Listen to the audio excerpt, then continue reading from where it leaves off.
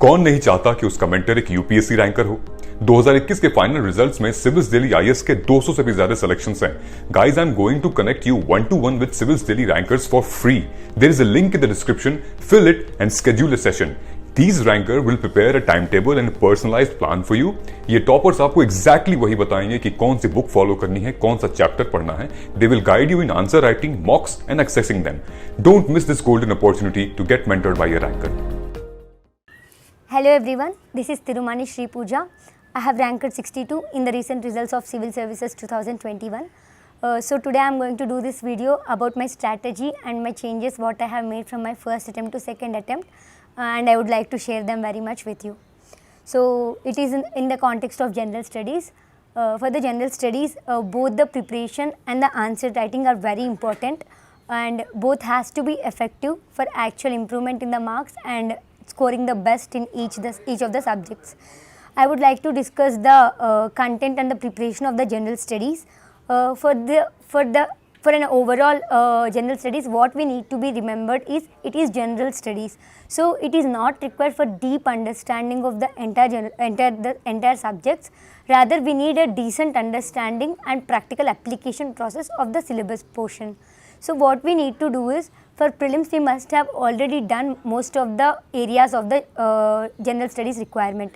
For the additional requirements, we need to go to the UPSC website and look at the syllabus and have a decent understanding of what all are the contents and what needs to be done in each area.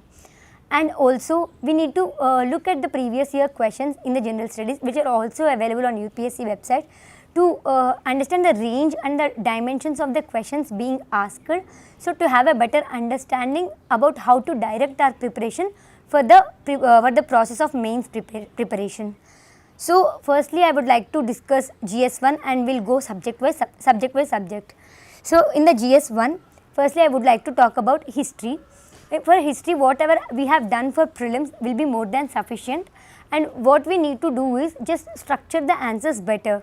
Like if we are going to talk about 1857 revolt, we will be having all the required data as we have prepared for prelims, but just segregate it into the dimensions like social reasons, economic reasons, political reasons, like make it segregated so your answers look structured.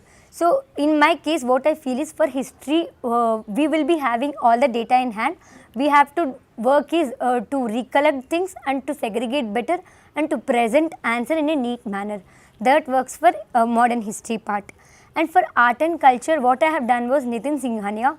Nitin Singhania may not be very much useful or may not be very much in line with prelims questions, but it is very useful for me when it came to mains, because it is the source of examples for us. If they are asking about cave art, we will be having like tens of examples to write various dimensions of cave art. Similarly, in the dance, paintings and all, we can draw from various sources. Like for example, if the question is asked how painting is used to depict social life, if we have good understanding about what all are the kinds of paintings and what all are the paintings themes, so we can actually use them as examples to depict whatever the question and the area of the question. So based on the demand of the question, we can direct our answers. And for the world history, it is better to keep your source confined and limited. I have used last year toppers Ravi Kumar's notes on world history, which was based on vision, and similarly you can also pick any toppers notes or any institute notes, which will be sufficient. And I think one resource will be sufficient for world history. And one more thing is, from the mistakes I have done, I got too much obsessed over world history and I have allotted too much time for world history. So for people who are already preparing, try to be prepared and complete world history before prelims itself.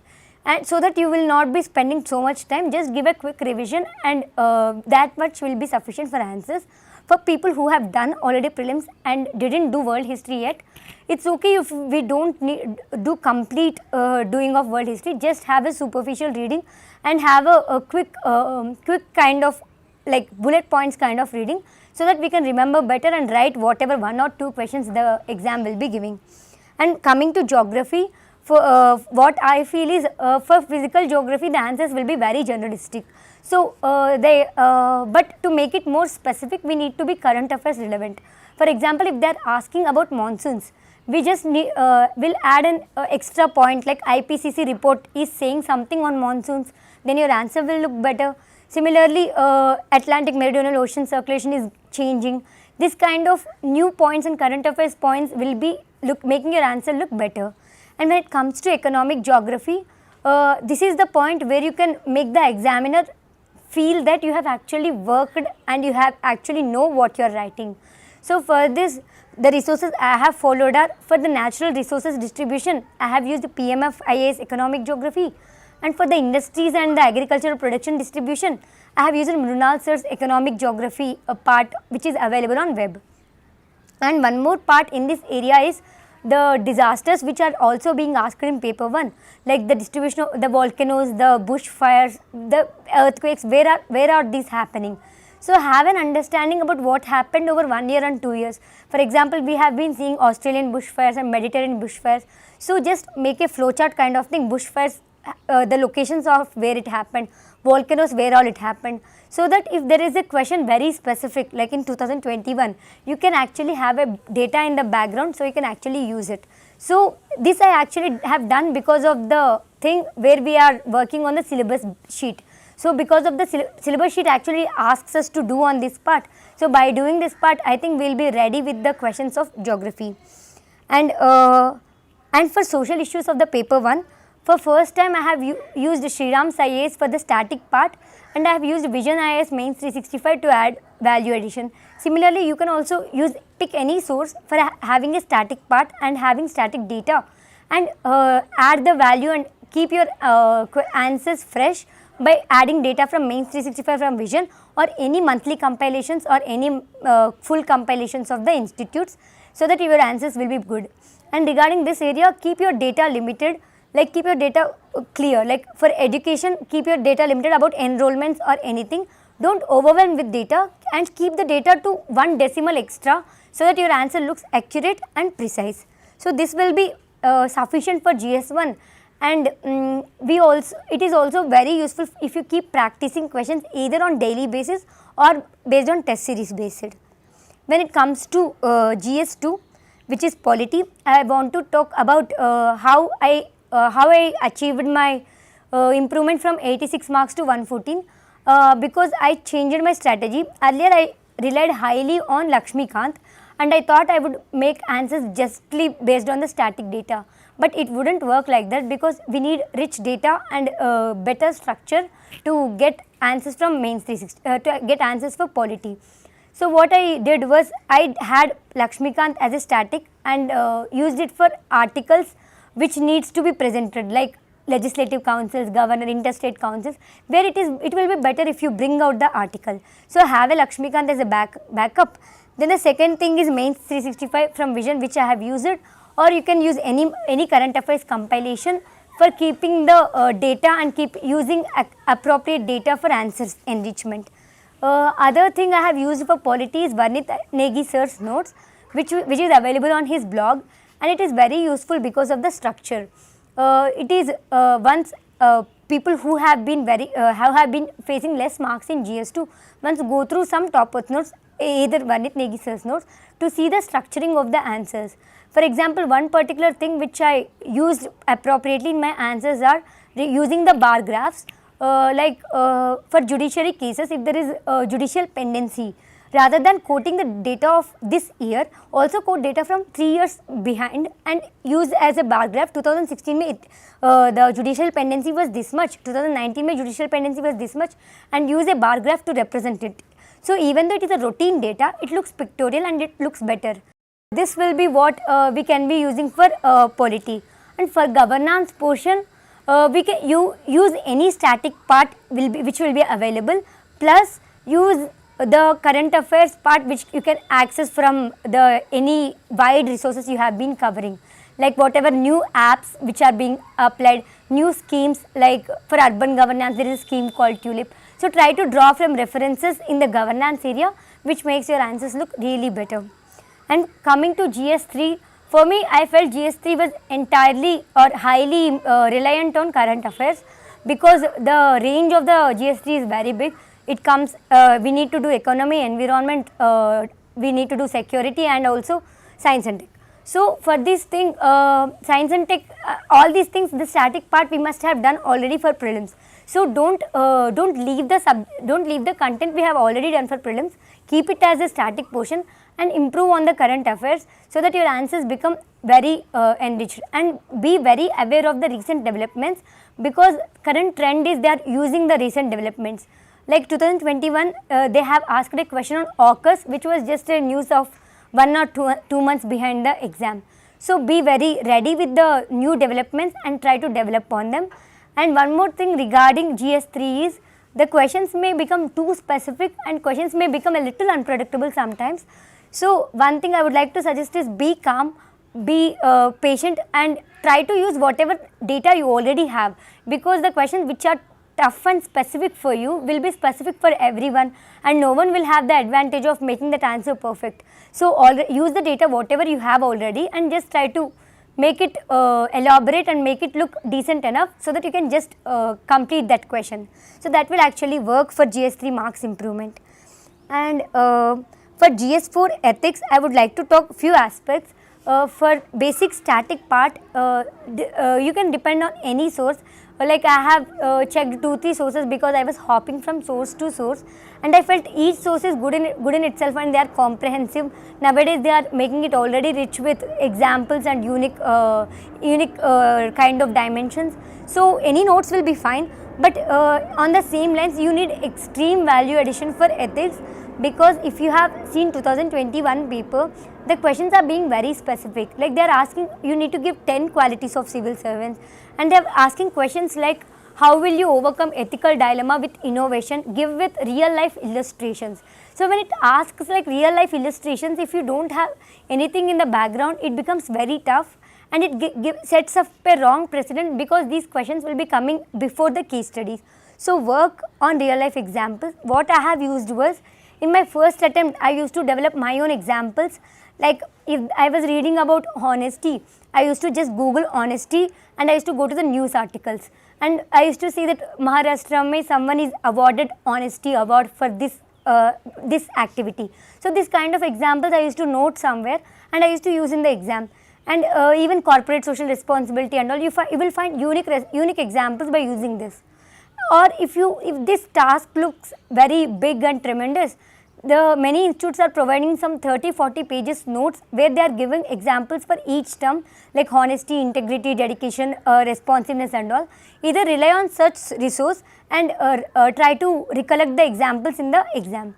So this is one dimension. Second dimension is regarding civil servants, which will be not very much in recent examples or recent news. What I did was, there is a web page called The Better India. I used to go to the Better India page. It used to have many sub-columns like civil servants, sustainability, climate change. I used to find anecdotes or examples for each area, and I used to have a list of these things, and I used these extensively in my ethics first 10 marker questions, and I myself found the answers became a little better than without examples. So once if you will for it, just check the Better India page. And the second part comes for case studies. Case studies, we can almost all of us can handle case studies decent enough. So what makes the difference in the marking is the presentation and the wide dimensions and the unique points. For presentation, try to design your own style of making it diagrammatic, or try to see the others' copies to make it diagrammatic. And for making the unique points, what we have to do is have stronger backing. If the question is certainly representing child labor, try to write the child labor acts and what are the acts and what are the schemes preventing child labor. Try to recall that into the answer. And one more thing is, try to be very specific with a few acts, like there is an act, Prevention of Corruption Act, and there are few sections which make it hamper the performance. Try to go to the specific details to make it look better. And all this will help in content enriching of ethics. One last thing which is very troubling for case ethics is the time management. So design your own style, because if you start with case studies, sometimes case studies take lot of time. If you start with 10 markers, sometimes they take lot of time. So be specific, try both the ways, and choose which works for you better. If you are a kind of person who can think faster and who can make multiple dimensions in the case study and go back to 10 markers, do that way. What worked for me was I used to do half the case studies and I used to write half the 10 markers, because 10 markers I felt were the questions which makes an impression. Then I come back to case studies and go back. Though it comes a little here and there, it worked for me. So try to design and devise the style which works for you, and I think that will be very advantageous. So this is my strategy and my resources for the entire GS1 to GS4. I would also like to talk about the answer writing and also the presentation. So regarding answer writing, I believe that we should have a practice of answer writing for actually seeing results in the final paper. So one question I often being asked is like how often should you write test series and how early should you start writing tests? I can say two dimensions. For people who get bored of reading a lot and wants to really practice something, you can start test series very early in the preparation, like 1 week down the preparation. You can directly write answer writing from news articles or something. But if you are not that kind of person, if you feel getting pressurized because of lack of content, like if there is a question on central state relations and if you want to try, but if you get pressurized and demotivated because your content is not sufficient, it's okay if you start very late. It's okay if you start after your 1 or 2 complete readings and you start then also it will be okay. You don't need to be pressured that I have started late. It will be working fine. And regarding how often you need to write, I believe that before prelims, everyone can be writing at least a decent amount of answer writing whenever you are bored, because it will be a span of 1 year long. And after prelims, I feel that your schedule should be almost packed or almost evenly distributed with the test series. What I did was, in my first attempt, I used to write daily answer writing until the result, so I get a knack of how to write answers to get my answers structured better. Once the result was out, I took a test series and I started spacing my test series with 7 days spacing, and I used to write test series in that spacing. So test series are important for 2 reasons. One is for the reasons of accomplishment, where you will be feeling a sense of accomplishment. Like once you finish the polity or once you finish the history, you will just feel that I have done it. But if you have done a test immediately after preparing it, you will actually feel I am done with history completely and accurately. So you will actually feel the sense of accomplishment. Second thing is, you will get a sense of improvement with test series, where you can actually monitor yourself and monitor your own progress from a test to test, and you can actually see the difference you are making. And one more thing is, you can also compare your answers with your friends, so that you can identify what are the places you are going wrong in. And it is very useful if you refer to toppers copies, and usually most of these test series which are being conducted, they are also giving good copies. Whenever I used to score low, I used to go to the good copies and check what I could have done better. This will be better than topper copies, because this will be specific to your question. Like if there was a question on art and culture and you couldn't recall many dimensions and you were marked very low, go to a good copy and see how the person has structured it and how the person has made it more complex and why the person has fetched more marks. So you can incorporate this kind of techniques into it. So this comes to test series. Just space it better to keep yourself disciplined and to keep yourself motivated throughout the process. Second thing is how to make your answers look better. Few people, it will work good if you pre-design your introductions in few areas. For example, there will be specific areas from which questions will definitely come. For example, gig economy or grassroots level of economic development or judiciary problems or parliamentary accountability. These are the areas from which you can definitely expect a question every year. कौन नहीं चाहता कि उसका mentor एक UPSC ranker हो? 2021 के final results में Civils Delhi IAS के 200 से भी ज्यादा सिलेक्शंस हैं. Guys, I'm going to connect you 1-to-1 with Civils Delhi rankers for free. There is a link in the description. Fill it and schedule a session. These ranker will prepare a timetable and a personalized plan for you. ये toppers आपको exactly वही बताएंगे कि कौन सी book follow करनी है, कौन सा चैप्टर पढ़ना है. They will guide you in answer writing, mocks and accessing them. Don't miss this golden opportunity to get mentored by a ranker. So you can pre-design your introductions in that area. And one more thing is regarding conclusions also, you can make unique conclusions. Conclusions look very good if either you provide a very optimistic reform, or if you provide a very unique application or digital mode which is being done currently to improve current process of governance or administration. Either do this conclusion in either ways to make it look better. And regarding the body of the answer, there are few things which can be used. 60% of the body or easily 70% of the body should accurately answer the demand of the question. Many times we start introducing the background, start introducing the previous acts and all, so there wouldn't be much space left for actual body. So we have to be rationalizing the space, and we have to be easily allotting 60 to 70% of the body for the exact demand of the question, and try to make it like extract any scope for diagram in this space, and try to incorporate a smaller diagram without compromising the space. And sometimes when the space needs to be covered, try to use it as an advantage to cover up the answer. I'll try to quote an example after this. I just want to say one more point, that in the structuring of the body, try to make it bullet points. If you are having a longer point, like because of the SHG, women has improved their savings, and it also improved women empowerment in the villages. So this is a longer statement. Make it 2 bullet points. It has improved women's savings. It has also promoted women empowerment in their households. So it increases the multiplicity of the points. At least the answer looks better structured and also bigger. So this will be an advantage. And regarding the diagram which I was talking earlier, there was a question about blue LEDs, and I had no clue about what blue LEDs are and how they are useful. So the demand of the question about use of the LEDs. So I rather drew a drawing of the LED, and I tried to cover up a little space because I need to fill the entire answer with very little amount of information I have. So try to find scope of the drawing where you have a dearth of content, so that you can fill up the answer. So this will be the entire smaller tips for the answer writing.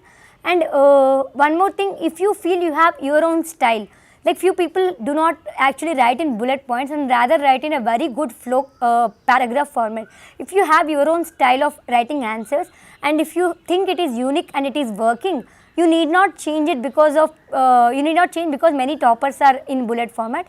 It's okay if you write in that format also. Just do what works best for you. So this will be the test series and the content preparation. So by having proper discipline between prelims and mains, and also by not losing the knack of the current affairs, do current affairs from any sources already available on the market, and try to give at least 2-3 revisions to the current affairs, then only you can recall it. And one last thing is, have a 2 or 3 pages of data sheet on typical things like how much is the GDP, how much is the fiscal deficit, NPA, women employment. Have data points which can be used very handy. So by following this all things comprehensively, I think everyone can get very, very good marks. So I will be wishing all the very best for people who will be appearing for this mains and who are starting their preparation now. Thank you.